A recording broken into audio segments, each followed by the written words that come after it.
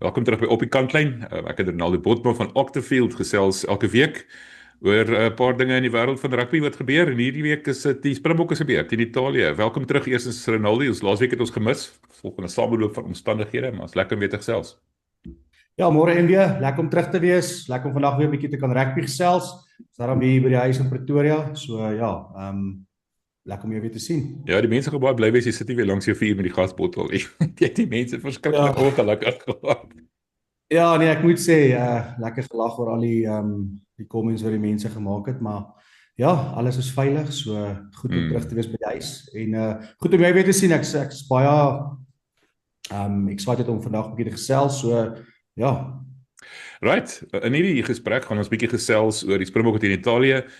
Baie lekker onderhoud wat ons gevoer het met Sebastian Negri van Italië, natuurlik 'n voormalige Suid-Afrikaner, is op baie groot gehoor Suid-Afrika skool gegaan, maar hy speel vir Italië. So ons het 'n baie lekker gesprek met hom gehad vroeër die week. Dit sal later in hierdie onderhoud gaan, in hierdie video gaan ons vir daai onderhoud speel.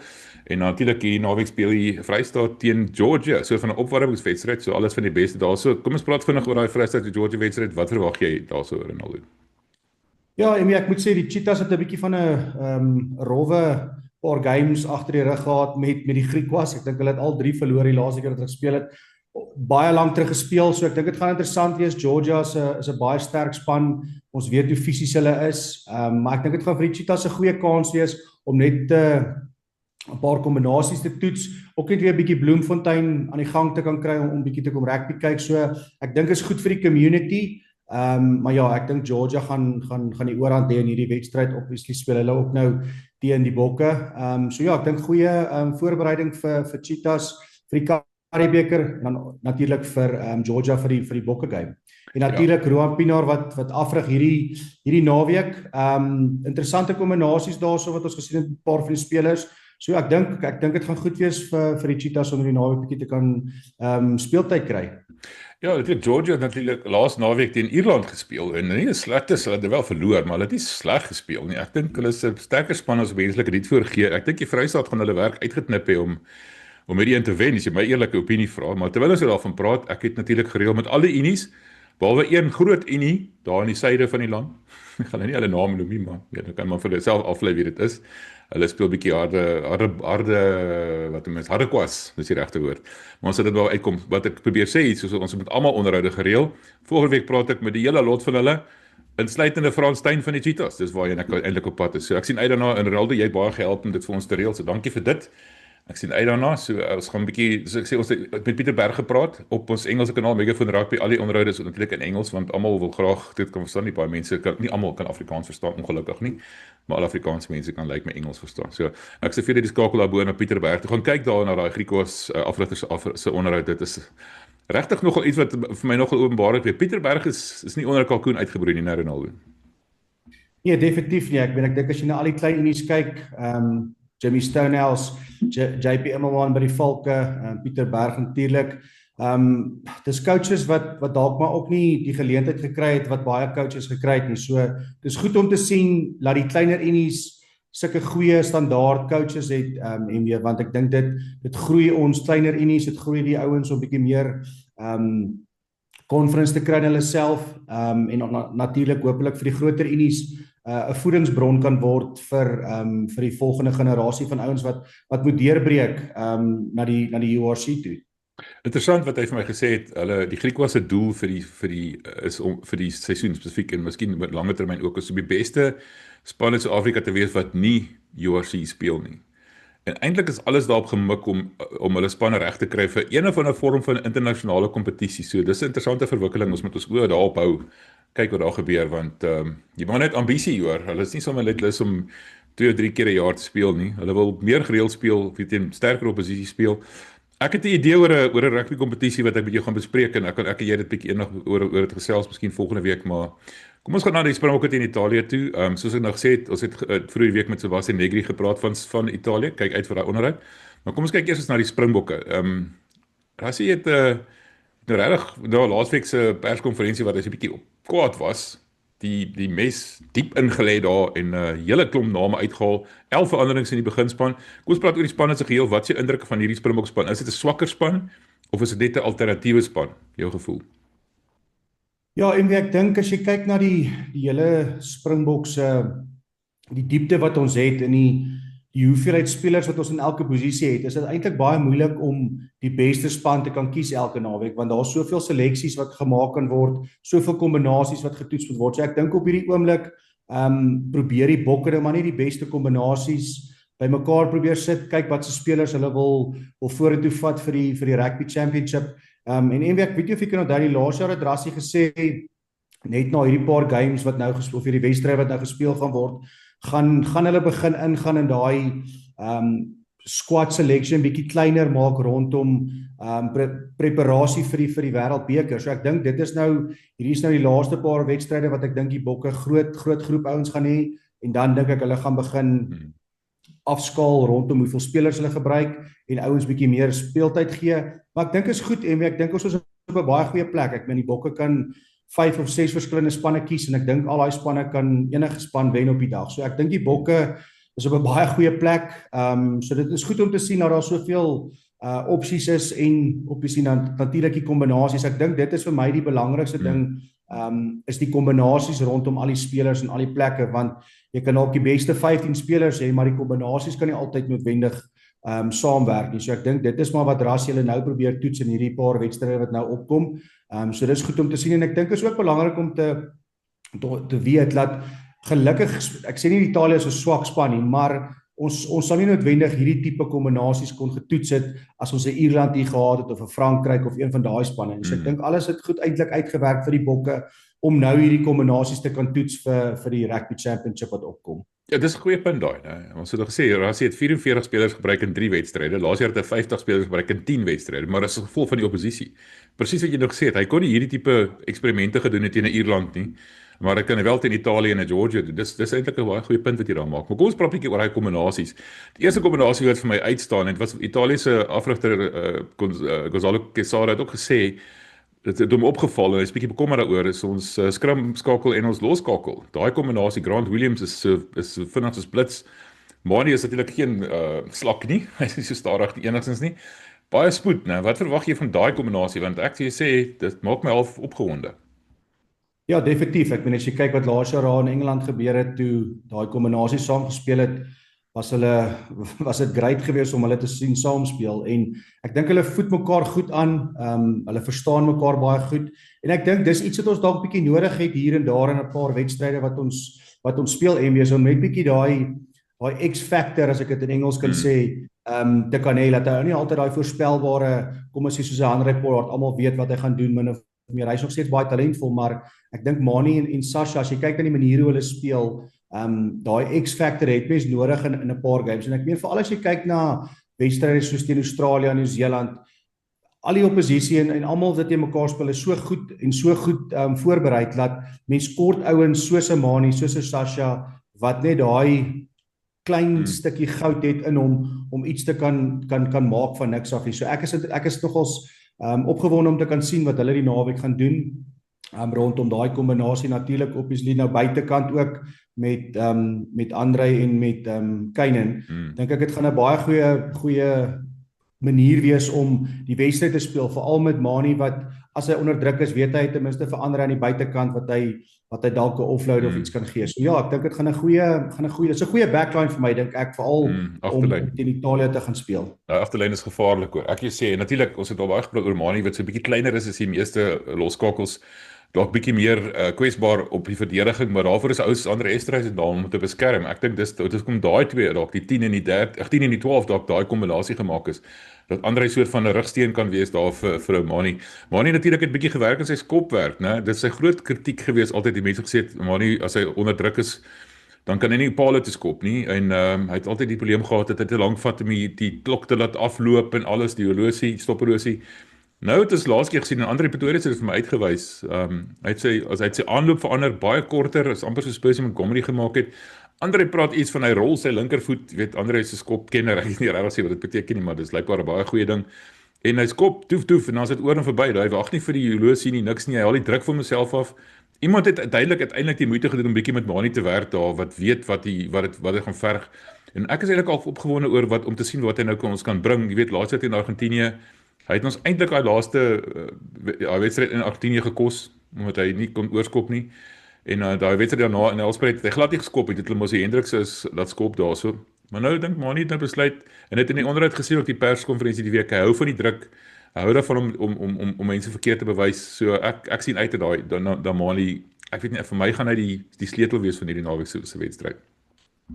Ja, ek dink selfvertroue is maar 'n groot ding as 'n ou na hierdie tipe goed kyk en ek dink is goed dat Rassie vir hom mos daai tyd gesê het hy moet skop en hy moet die selfvertroue invat in homself en nie negatief wees nie. Mens gaan altyd nou maar daai mense kry wat altyd kommentaar lewer oor iets, maar ja, soos jy sê, great dat iemand ten minste na hom gevat het, ingebring het, gesê luister, kom ons kyk hoe ons hierdie ding kan bymekaar sit. So ja, ek stem saam en ek dink hy's 'n baie aanvallende speler en ek dink dit is vir die Bokke partykeer nodig het. Ons kan nie net altyd dieselfde taktieke gebruik nie. So ek is baie ek dink dit gaan 'n goeie wedstryd wees met hom op 10. Gepraat van die agterlyn natuurlik Willie Leroux, sy 100ste wedstryd, die 8ste Springbok om sy 100ste wedstryd te speel. Dis 'n spesiale klap daai en ek's baie bly Rassie het hom die geleentheid gegee en ons het die laaste tyd baie mense gesien wat artikels skryf oor ons nie almal besef wat se besonderse speler is Willie nou eintlik nie. Weet hy's nou nie meer vandag se kind nie, maar as jy terugkyk oor sy loopbaan, mense wat sê hy is waarskynlik die beste 15 wat Suid-Afrika nog ooit gehad het, wat dink jy daarvan? Ja, en weer, ben ek ken vir Willie baie goed, ook al 'n paar keer teen hom gespeel. Ja, soos jy gesê het, obviously hy het ook maar ou wat in die media maar 'n paar houe al gevat het in sy loopbaan, maar ek dink hy's sterk genoeg om dit te oorkom en dit wys vir jou waar hy vandag is om 100 toetse vir Suid-Afrika te kan speel. Is 'n baie groot mylpaal. So ja, veral van waar hy kom en ek meen hy het by Boland gewees, uit die Wellington uit. So dit was maar vir hom ook 'n moeilike pad geloop om te kom waar hy vandag is. So ja, ek dink hy klop definitief van die deur as een van die top 15s wat Suid-Afrika nog ooit gehad het. Dink jy dit is 'n soort van sy swanesang, weet dat hy dalk een van daai spelers gaan wees wat dalk huis toe gestuur word na hierdie reeks wedstryde? Ja, ek weet nie en weer dis moeilik. Ek kan nie sien hoe Rassie hulle hom wêreldbeker toe kan gaan vat nie, om eerlik met jou te wees, maar ek weet ook Willie gee baie kalmte in die ouens wat hy saam mee speel, veral in oefeninge en goeie. So ek weet nie of die Bokke hom noodwendig sal laat gaan nie, maar ons moet ook kyk. Ek dink Rassie het hom ingetrek om maar vir hom sy 100ste cap gegee en ek is bly dat dit gedoen, want daar's soveel kere wat sulke goed gebeur wat spelers nie daai laaste mylpaal kan behaal nie. So ek meen dis amazing om te sien dat Rassie ten minste vir hom 'n kans gegee het om hierdie 100ste toets te kan doen. In terme van of hulle hom gaan laat gaan, ek weet nie en ek dink is 'n as jy kyk wat die spelers sê en hoe hy die ouens afrig as hy obviously op die oefenveld is, dink ek nie dit is noodwendig die beste opsie nie, maar ja, mens weet nie, ons is nou nie daar by die coaches nie, so ek weet nie. Ja, dis 'n interessante vraag want interessant wat Rassie die week gesê het. Hy het Willie heeltemal wat sy woord verkeerd geskat daai tyd. Weet jy, toe eerste keer sien speel het hy hom glad nie gedog hy so 'n wonderlike speler nie en hy het erken na die tyd dat hy fout gemaak het. Hy het dalk nie noodwendig daai ongepoleerde diamant gesien daai tyd nie wat Willie toe in na die tyd geword het nie. Maar kom ons praat gou oor 'n paar ander keuses wat die wenkbrau laat lig het. Salman Mourad, nommer 1 in die span en nommer 2 as kaptein. Jou gevoel oor hom? Ja, om eerlik met jou te wees, ek dink nie hy is noodwendig die antwoord vir die Bokke nie. Ek dink ons het sou nie sê beter spelers nie, maar ek dink van wat hy al vir die Bokke op die veld gewys het as hy die groen en goud gedra het, weet ek nie of hy noodwendig vir my die mas opkom as dit kom by werketiek en al daai goed en veral as ek sê kaptein is nogal so groot rol. So ek sou dalk nie daai keuse gemaak het nie, maar dis nou natuurlik my eie persoonlike opinie. Ek dink daar is beter slotte in sy posisie wat kan speel. Wel, gepraat van slotte wat dalk in sy posisie kan speel. Kobus Wiese sit op die bank. En sy broer Jasper het natuurlik begin. Dink jy daar's 'n kans dat ons hierdie twee boeties kan saam sien op die veld en wat dink jy Kobus Wiese op 4 is hy nie dalk 'n beter opsie nie? Ja, definitief. Ek meen as jy kyk wat hy hierdie jaar gedoen het in die URC en hoe Jake White hom kom ons sê in Engels mold om die speler te word wat hy nou is, dink ek ja, hy's definitief 'n goeie opsie gewees het op 4, maar ook en weer mens moet ook in gedagte hou dat dit is op natuurlik sy eerste wedstryd, so mens wil ook nou nie in die diep water gooi as jy nou jou eerste wedstryd speel nie. So dalk 'n beter opsie vir hom om van die bank af te kom. Hopelik kan hy en sy boetie saam speel. Ek dink dit sal ook 'n bietjie geskiedenis wees vir hulle as 'n gesin. Maar ek is baie opgewonde om hom te sien speel in die groen en goud. Ek dink as jy kyk vir al die laaste paar wedstryde van die Bokke, as jy ouens sien hoe hulle net daai vlak of 2 beter speel as wat hulle in die URC speel, kan jy vir jouself net daai somme maak hoe goed hy eintlik kan wees as hy daai boktrui gaan aantrek. Dit gaan vir my interessant wees. Ja, wie weet nie, dis een van die dinge wat Jack White baie oor gepraat het, was hy wil graag die spelers terugbring Suid-Afrika toe. Kobus Wiese het daai besluit geneem om terug te kom Suid-Afrika toe. En daar werk dit, daar word hy vir die Springbokke gekies, né? Dit is een van daai dinge wat regtig goed uitgewerk het vir almal. Voor ons verder daaroor praat, ek wil 'n bietjie praat oor hoe die bank aangewend kan word, maar as nou daarby kom, ander Wessels, Jan-Hendrik Wessels hierdie keer op haker op die bank, né? Wys jy hoe veelsidige speler hy is, maar ek wonder is omdat hy dalk bietjie gesukkel het verlede week in die skram, wat dink jy? Opstit. Ja, dit kan wees. Ek dink soos ek vroeër gesê het, ek dink die Bokke wil 'n paar kombinasies toets, wil dalk 'n nuwe stit inbring. Ek dink miskien oppositief na Asenati ook 'n kans gee. So ja, ek dink dit is maar meer 'n kombinasie ding as enigiets anderste.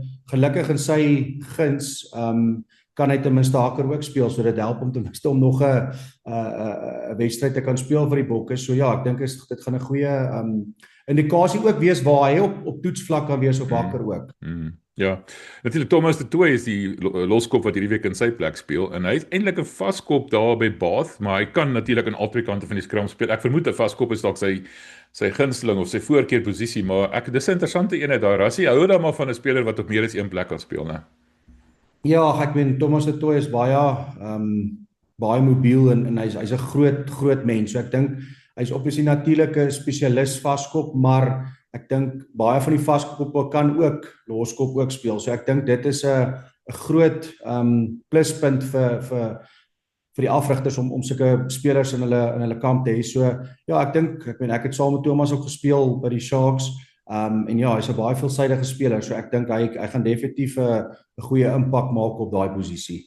Kom ons praat 'n bietjie oor daai bankpermutasies. Ons het laas keer in Engels nogal spottenderwys verwys na die bank is nou die stealth-bombe squad. Dis nie meer die bom squad of die bom bank, dis ons vriend Simon Rieke dit noem nie. Dis nou wat is dit nou die gekamoufleerde bokbombank. Want ons weet nie wie gaan waar speel nie. En Ethan Hooker lyk my is een van daai spelers wat dalk 'n tipe van 'n Andre Esterhuizen verrassingspakkie kan wees. Ek het 'n klomp mense gesien wat sê hy kan dalk byvoorbeeld hy kan direk vir Andre Esterhuizen vervang. Hy kan vir Kane Moody vervang direk of Kane Moody kan dan byvoorbeeld na die vleuel toe skuif. Hy kan dalk vir Marco van Staden vervang en dan kan Andre Esterhuizen voor gaan speel as 'n flank en Hooker gaan speel in Andre Esterhuizen se plek. Daar's soveel permutasies nou. Dis een ding van Rassie ook nou wat hy nou begin met die ouens se koppe smokkel. Hulle sê ek sien die ouens sê dis nie 'n 6-2 bank nie, dis 'n 6.5 1.5 bank. Wat dink jy van daai ene? Ja, ek weet nie, ek weet nie of ek 'n groot voorstander is van hierdie tipe goeders nie, maar Rassie weet natuurlik wat hy doen, so ek kan seker nie sy selections en wat hy ook al daar wil doen probeer uitsyfer nie, maar ek dink dis goed, soos ek gesê het vroeër, dis goed vir 'n speler om soveel posisies te kan speel want jy gaan meer wedstrydtyd kan kry in die lang duur, maar ja, ek dink in my oë verstaan ek weet nie, ek is nie 'n groot voorstander om spelers buite hulle posisie te sit nie. Ek dink dit maak dit ook vir die spelers moeilik want veral in 'n Springbok toets, daar's soveel rolle en die wedstrydplan het soveel verskillende goed. Ek meen toe ek gespeel het, was dit vir my nogal 'n storie om jou rol te ken op 8, jou rol te ken op 7 of op 6 en natuurlik moet jy die lyn staan opsies ken. Jy moet al die verskillende plays moet jy ken. So ek dink dit maak dit vir die spelers baie moeilik om in soveel posisies te kan speel. So ek weet nie, ek weet nie van 'n kom ons sê selfvertroue perspektief af of dit die beste is vir die speler nie. Dit is dalk vir die span, maar ek dink dit sit die spelers onder ongelooflike baie druk om al daai verskillende wedstrydplan en bewegings se goed wat in die wedstryde gebeur in jou kop te kry op Springbok vlak. Ja, kyk Andre Esser is enigste ou wat regtig uit posisie uitspeel en Rassie het die laaste 5 maande gewerk aan hom om op flank te laat speel. Even Hooker het vleuel gespeel vir die Sharks, baie ook op senter, altyd senter posisies gespeel. So hy kan enige van daai posisies speel. Hy's gewoond daaraan, né? En Kane Moody byvoorbeeld het vleuel gespeel vir die Bulle baie. Hy kan selfs heel agter speel.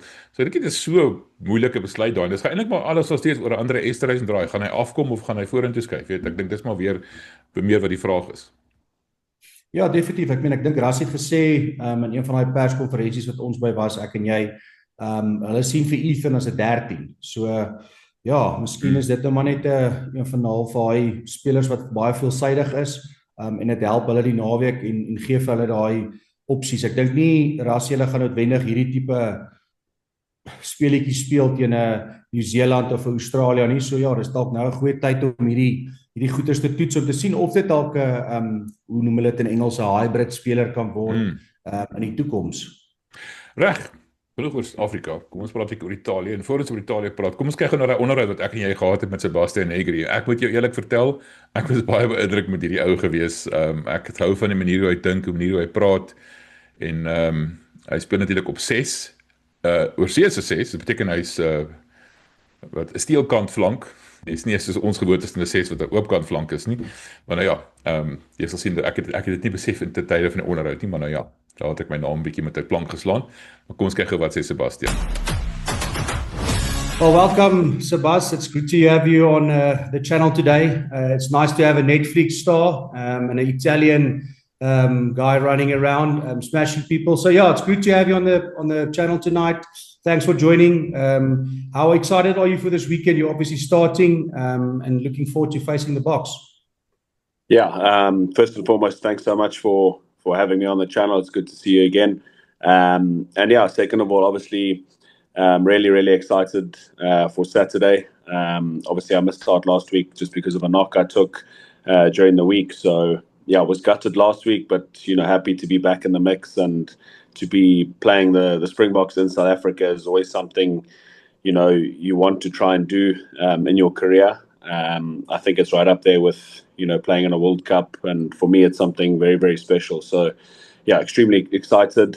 We know it's going to be tough. We're expecting a really tough test match, and we know South Africa are going to want to bounce back after obviously they won last week, but I think their performance obviously wasn't where they wanted it to be. So we're expecting a massive reaction from them, and so I'm expecting a really tough test match, but one that I'm really looking forward to. And like I said, it's a little bit of a dream come true to be playing South Africa in South Africa. About that, you grew up in Zimbabwe and then moved down to South Africa, played under 19 for Western Province Academy and the likes, and then moved overseas. Were you ever, did you ever dream of playing for the Springboks rather than playing against them? I mean, I wouldn't say I dreamt of playing for the Springboks just because of my Italian heritage. But yeah, I'd be lying to you if I didn't say I support the Springboks. I spent a great deal of my life in South Africa, and I owe a lot to South Africa, the South African people. I spent a lot of my life here, had some amazing memories at school, and also playing rugby down in Cape Town. So yeah, some special memories, and that's what's going to probably make it a little bit extra special this week is that I get to play a country that I spent a lot of my life in, and that I owe a great deal to. So I guess in that way it makes it really special and something that I've dreamt about for a long time. Tell me how you ended up playing for Italy. I mean, you said just that you have an Italian heritage. You went overseas after your time at Western Province Academy, and then ended up playing for Italy. Just tell us a bit about that. How did that happen for you? Yeah, so I think it's pretty well documented what my family went through in Zimbabwe. Lost our farms in a short space of time. I think 12 hours, lost 3 farms. And mum and dad made the decision, sacrificed a lot, first and foremost for us to go down to South Africa. And the Italian family was there for us when we needed them most. But yeah, went down to South Africa, and I think that's where my sort of passion for rugby grew. Obviously, we know that South Africa is a very proud rugby nation. So yeah, I was thrown into the mix pretty quickly with the rugby. Obviously, I enjoyed my cricket and things too, but my passion for rugby grew. And, when I started playing in grade 10, grade 11, someone from the Italian Federation got in touch, and I think I was earmarked from then. And then obviously when I went down to Cape Town, those conversations grew, and through Brad McLeod Henderson, who was my coach at school, and his contact, Roland Di Marini, they got me over to Italy while I was with Western Province under 19. And then, the sort of rest is history. I represented them in the Junior World Trophy, then the under 26 nations, and then I made the move overseas to the UK and continued to represent Italy too. But I guess, like I touched on, when the Italian family was there for us, when we lost everything in Zimbabwe, I guess it makes it extra special for me when I put on the Italy jersey, that I'm not only representing myself and my immediate family, but I'm also representing my heritage. And, that's something that I'm extremely proud of. Like I said, every time that I put on a Italy jersey, it's something, very, very special, and I'm extremely grateful for that. So, Bas, just on that, we all know the Italians are obviously passionate, and you can see it in the way that you guys sing the anthem. And I think that's one of the comments one of the players made in the press conference this week, about the passion of the Italian players. I mean, what gives you guys that edge over a lot of other teams? Everyone is passionate about their country, but you can see in the way that you guys sing the anthem and the way you kind of portray yourself within the match, you guys are obviously passionate. What do you think that is that Italians has that other nations don't have as much as you guys? Yeah, well, like you said, I think obviously we're a really passionate nation. We play for each other, very, very family orientated people, and there's a real brotherhood within the team, and even going into club level and things, we play for each other. And I also think that when you're the underdog most of the time, you rally, and I guess that motivation even goes up a level. And also we want as a group of players, we want to grow rugby in Italy. That's one of our responsibilities. So every time that we put on an Italy jersey, we're trying to make people back home proud. We're trying to grow the game of rugby. And we want to show that through performance, through the way we fight for each other. And I think we've been doing that over the last, since I've come into the team. So, passion's one thing, and also just playing for each other and playing for something bigger than yourself. Last weekend, you gave the Springboks a bit of a fright almost. Everybody was expected to be a bit of a walkover, and it ended up not being that. I mean, you guys scored a maul drive from way out, far out, and that's sort of a thing that doesn't happen against the Springboks. Your coach, Gonzalo Quesada, talk to me about him. His approach seems to be a very clever guy, a very clued up coach. What did he bring to the Italian team? Yeah, I mean, I've been lucky enough to experience different types of coaches, from Conor O'Shea to obviously Franco Smith, to Kieran Crowley, who obviously we owe a great deal to, because he brought a lot of these youngsters through. But since Gonzalo's come in, he's been first class. I think his man management is awesome. The way he deals with things off the field, the way he deals with each and every person individually. Obviously, he speaks 4 or 5 different languages, which helps when you're in a international environment from where players come from different walks of life. So that helps a lot. And also, he was a world-class player. He played at the highest level, and he's coached all over the world. So he brings a lot of experience. I think he's balanced our game, where maybe in the past we like to throw the ball around maybe a bit too much. We've got a little bit more balanced our game in terms of our kicking, defense, and obviously our attack. Owe a great deal to him. He's been first class since he walked through the door, and he's really galvanized the group. I know I can speak on behalf of the boys that we really enjoy playing for him, and I mean, it's an exciting period to be part of this Italian team. And I think the next step now for us is just consistency and trying to perform week in, week out, because we've had in the past where we've maybe played a really good game against Ireland or Scotland, and then we've dipped a bit. So yeah, not the next sort of step for us is that consistency and performing week in, week out. You guys performed very well at the breakdown last week. You're playing at 6 this weekend. Yeah. What's your approach going to be? Did you target that as a potential weak point almost for the Springboks?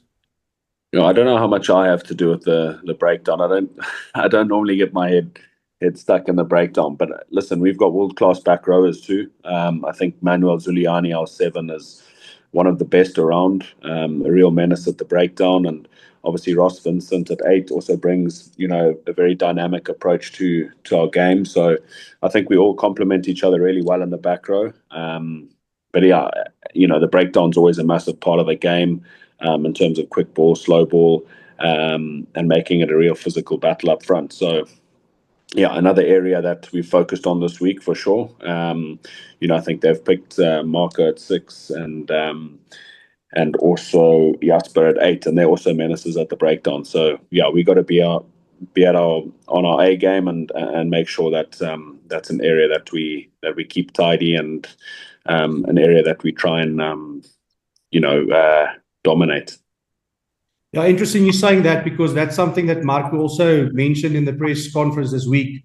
And he said it's going to be a tough battle at the breakdown. I mean, from your perspective, it's always easy to say we have to protect our breakdown, but if you come up with the likes of yourselves and looking up Jasper and Peter Steff, and obviously all you guys together, I mean, what do you think is going to be the biggest point of difference when it comes to the breakdown to obviously make sure that you win that battles? Yeah, well, it all starts when you're in defense is trying to slow the ball up as much as you can to make it, longer rucks so that your defense can set quicker for the next phase. So that's a big thing, is trying to slow their ball up as much as we can so that we can get set for the next defensive set. And then on the attacking side, I think just anticipating the ball carrier and not allowing, their fetchers to get in on ball. So we've looked at both sides of the ball this week. Listen, they've got world-class players all over the field. So like every test match, but particularly against this type of opposition, you got to be, on your A game, anticipate the ball carrier, make sure that when you ball carry that you recoil really quickly and also try and stay on your feet for as long as you can and not give them that jackal opportunity. And then defensively, try and get as much time in the tackle as you can so that next defensive set you can be set and go after them. So yeah, we've looked at both sides of the ball and like you touched on, it's going to be a massive battle there. There's a lot of noise being made about France sending sort of a second or third string team to New Zealand because of the top 14 final being played and they want to rest those players. But you guys also brought a relatively young team. You're building something as well. Lots of your players are either injured or not playing. What was the approach for this tour? Did you see this as a development opportunity, or were you sort of forced into picking the squad or bringing the squad that you did?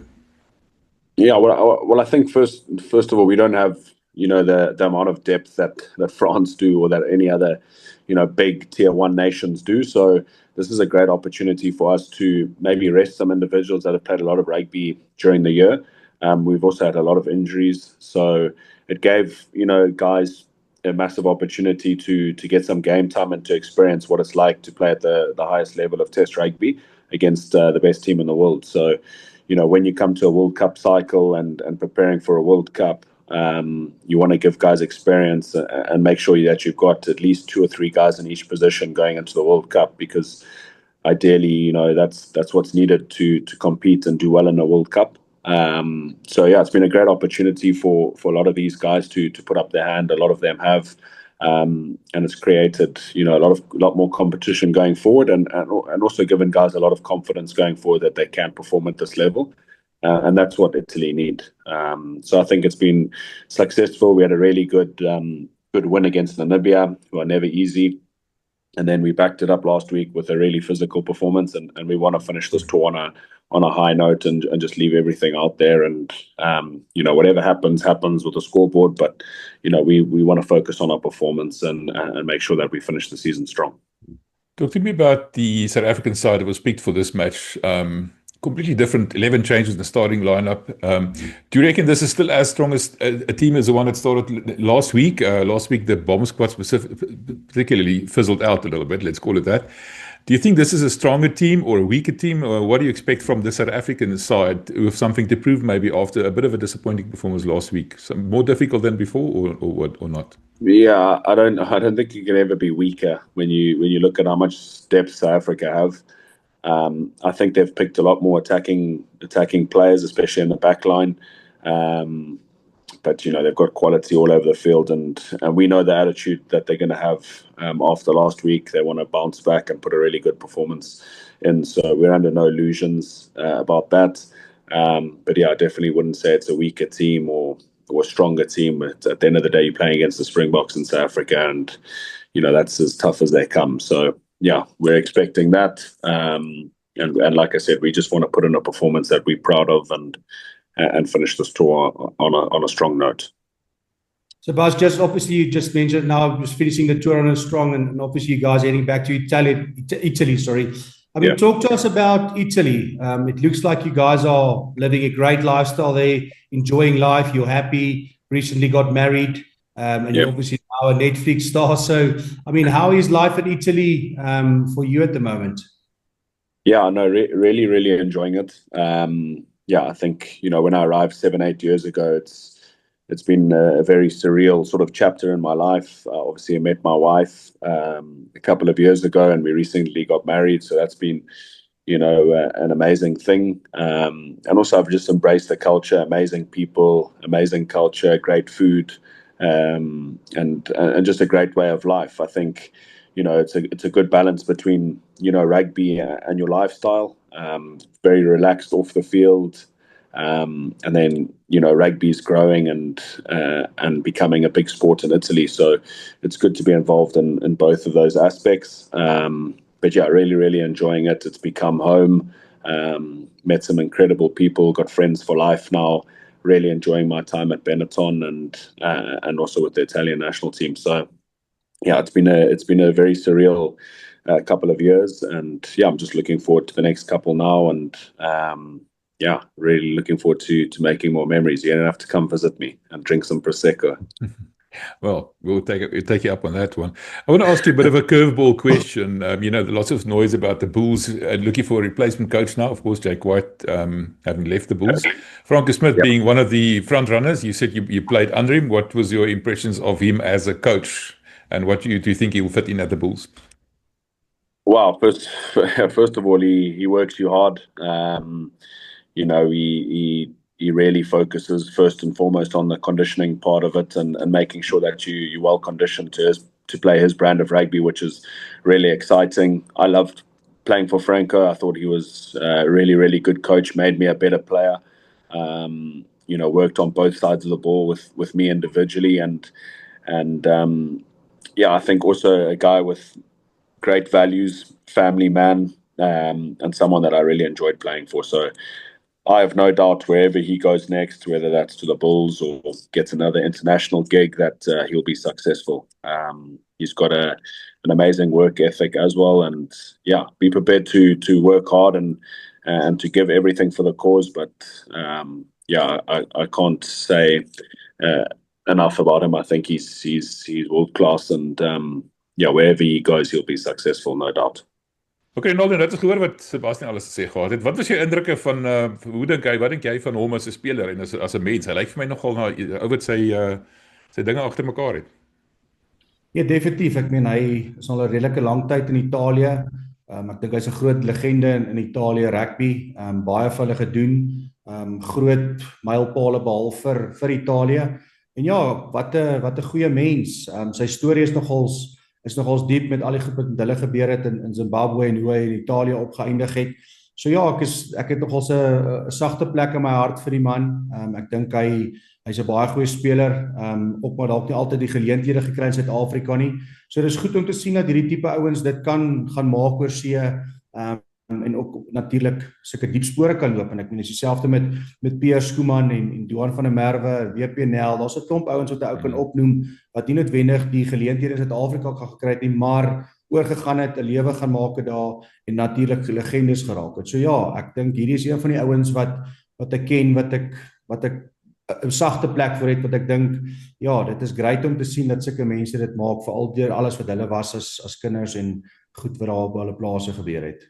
Wat interessant was wat hy gesê het hoe die Italiaanse deel van hulle gesin of familie agter hulle gestaan het. En dat die Italiaanse rugby federasie hom sommer al genader toe hy nog vir die WP onder 19s gespeel het. Hulle het van die begin af hom raak gesien en van die begin af geïdentifiseer.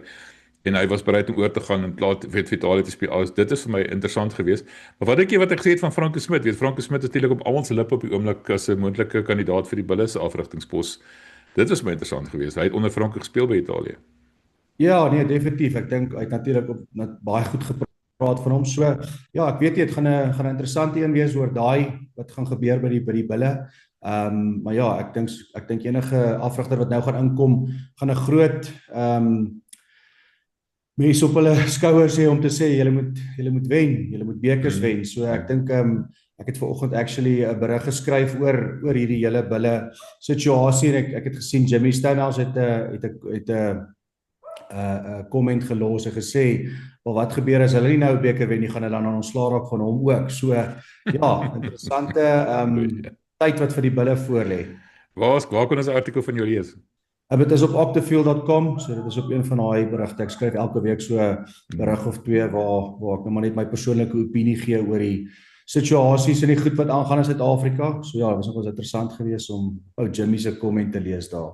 Maar mense, soos ek sê, octafield.com is hier op die skerm, so die skakel ook hier onder in die beskrywing vir jou. Gaan kyk daar na Ronaldo se webwerf octafield.com. Lekker interessante artikels en natuurlik sy Instagram en sy Facebook en YouTube kanaal, alles. So ek sê ons gesels gereeld saam met ons werk lekker saam met Octafield.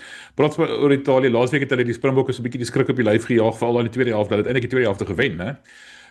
Die bombank het so 'n bietjie nie lekker gewerk nie. Die bombank was ontlont, sê party mense sê. Jesus, my Afrikaans is goed vanoggend. Maar wat dink jy hierdie week? Dink jy die bokke gaan bietjie beter voorbereid wees en meer weet wat om te verwag? Ja, ek dink jy weet as jy kyk na die span wat gekies is, ek dink is ouens wat honger is om hulle self te bewys. Ek dink is ouens wat 'n bietjie vuur in hulle gaan hê. En ja natuurlik, ek dink baie mense onderskat Italië, verstaan? Hulle speel in die 6 nasies. Hulle was hierdie laaste seisoen wat hulle gespeel het baie goed geweest. So ja, ek dink mense onderskat Italië en ek dink vir 'n baie lang tydperk het mense half aangeneem ons gaan Italië ver wen, maar daai dae is verby. Verstaan dit wat hulle bou in Italië? En spelers wat hulle inbring, dink ek dit is 'n goeie bewys om te kan sê dat hierdie ouens obviously nou daai stap verder gaan om te kan meeding met die groot tier 1 nasie. So ek dink dit gaan 'n interessante wedstryd wees. My opinie dink ek hierdie naweek kan dalk bietjie weghardloop met die bokke want met Mani en die span seleksie wat hulle gemaak het, maar mens weet hoe passievol daai klomp Italianers is. So ja, ek dink hierdie is ook een van daai wedstryde wat 'n ou nie lekker weet jy gaan of 'n groot telling wees of dit gaan 'n baie naby telling wees. Wel die ouens kan rugby speel. Ek bedoel dit het dryf maal 3 gedruk in die bokke van die kwartlyn af. Waar in jou lewe het jy dit nou al gesien? Hulle weet hoe om te speel. Tegnies is hulle goed, né? Natuurlik nie heeltemal miskien op dieselfde vlakkie as Springbokke nie, maar aan die ander kant hierdie is 'n soort van 'n ongewone Springbokspan, soos Shaun Larkin van ons gesê het, ons vriend daar in Australië, ongetoetste kombinasies. Hulle kan dalk nog steeds 'n bietjie van 'n verrassingspakket wees, né? Ja, ek dink mense moet ook onthou Italië se spanne bly almal by mekaar, hulle speel by mekaar. Daar's nie hierdie groot ontwrigting van almal wat van ander lande afkom en ek weet Rassie sê nou hulle is goed voorberei en hulle is al hierdie hybrid camps se goed gehad, maar dit is nie dieselfde nie, verstaan? Jy kan nie ouens van 5 verskillende nasies af inbring 2-3 weke voor die tyd en alles gaan net perfek werk nie. So ek dink dit was vir die bokke 'n goeie toets om net aan die gang te kom. En obviously natuurlik bietjie by mekaar te kan wees. En nou natuurlik die kombinasies begin toets en alles. So ek dink die naweek gaan 'n hele ander prentjie wees as wat ons laas naweek gesien het. Ek dink die bokke het so 'n bietjie van 'n skok gekry, maar in my opinie dink ek dit is verstaanbaar. Jy kan nie almal van verskillende lande afkom en net dink alles gaan perfek werk op die eerste wedstryd nie. Ek dink die bokke was bietjie oorgerus geweest, my eerlike opinie. Is net Italië, jy weet, en dit is bietjie van 'n probleem daai. As daai tipe amper arrogansie begin inkruip in 'n span, dan raak dit 'n probleem. Dis ook hoekom Rassie so ongelukkig was na die tyd oor met daai perskonferensie. Daar gesê 'n paar groot name wat dalk nie meer die nodige dryf het of wat ook al, die vuur in hulle weet daai vuur het om hulle self te bewys en dit dalk 'n bietjie te gemaklik geraak. Rassie is net een ou wat dit nie gaan duld nie, né? Definitief en ek dink dit is die goeie ding van Rassie is, verstaan hy die liefde wat hy vir Suid-Afrika het. Ek meen niemand kan dit betwyfel nie en ek dink dit is die grootste ding. As spelers begin, ek gaan nou die Engelse term gebruik, complacent begin raak, dan gaan hulle nie meer speel nie. So ek dink dit is ook iets wat jy as daar spelers soos Faf gekyk het wat ook op is natuurlik vir 'n baie lang tyd nie gespeel het nie. En is goed om hom weer dan ten minste terug te sien by die Bokke, maar ja, en ek dink dit is 'n groot ding in rugby as 'n geheel.